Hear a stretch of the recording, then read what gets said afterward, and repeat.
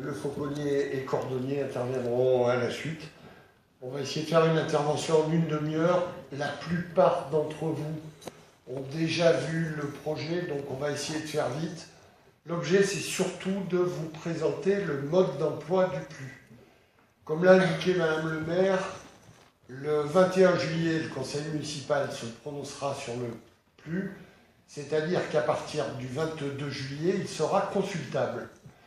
Consultable, on va vous indiquer maintenant le mode d'emploi. Un PLU, est un document un peu plus compliqué qu'un POS. Il y a plusieurs documents à voir pour voir quel est le droit des sols, pour quelle raison on a mis les choses.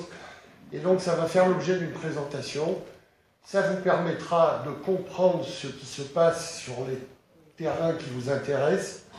Et ça vous permettra, si vous avez des observations à faire, de les faire à l'enquête publique, comme l'a indiqué Madame le maire. Et comme l'a indiqué Madame le maire, vos observations seront étudiées, d'une part par une commission d'enquête indépendante, d'autre part après par la ville, pour arriver a priori au printemps 2015 à ce que le PLU soit approuvé, c'est-à-dire qu'il soit opposable au tiers. En clair, si un permis de construire respecte le PLU, il devra être délivré. S'il ne le respecte pas, il ne le sera pas. Alors, première chose, on est obligé quand même de faire des rappels. Je sais qu'il y en a qui sont venus à beaucoup de réunions et ça va être un peu des redites, mais on est un peu obligé pour ceux qui ne sont pas là. Alors, première chose, qu'est-ce qu'un PLU? Un PLU, c'est un document prospectif d'urbanisme qui exprime la vision sur le territoire communal pour les 15 prochaines années. Ça n'est pas un document opérationnel, ça n'est pas un permis de construire, ça n'est pas une procédure d'expropriation, ça n'est pas une procédure de ZAC. Le PLU, comme l'a indiqué Madame le maire, est élaboré en association.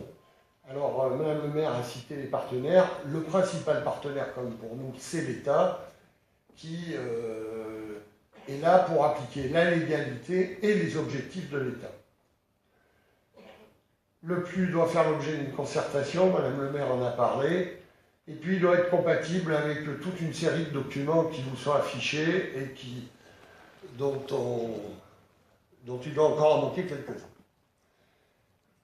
Pendant la durée d'élaboration du PLU, les lois ont évolué. On est parti avec la loi SRU, il est intervenu deux Grenelle et il est intervenu très récemment la loi ALUR.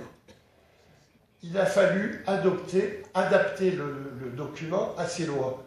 Je tiens d'ailleurs à dire que les PLU qui ont été approuvés avant doivent se mettre en compatibilité avec ces lois, voire ne peuvent pas appliquer certaines dispositions parce qu'elles sont devenues interdites par la loi.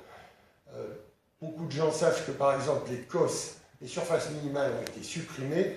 Les PLU qui comportent des surfaces minimales et les COS ne peuvent plus appliquer ces dispositions.